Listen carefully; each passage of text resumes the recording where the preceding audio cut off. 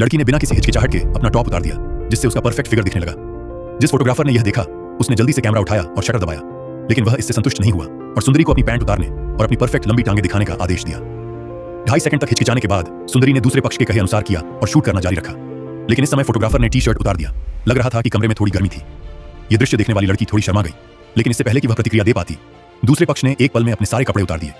फिर इससे प्रेरित होकर उसने भी अपने कपड़े उतारना शुरू कर दिया और अपना परफेक्ट फिगर दिखाना शुरू कर दिया। इससे फोटोग्राफर बहुत संतुष्ट हुआ। कैमरा लेकर सारी फिल्में शूट करने के बाद धीरे धीरे बदबू बढ़ती गई और कमरे में अस्पष्ट माहौल भर गया, जिससे पहले से ही गर्म और असहनीय हो चुके दो लोग पलक झपकते ही एक दूसरे से चिपक गए और एक अद्भुत कहानी घटित हुई। उस रात जब प्रेमी काम से छुट्टी लेकर आया तो उसने अपनी प्रेमिका को सरप्राइज देने के लिए खास तौर पर फूलों का गुलदस्ता तैयार किया।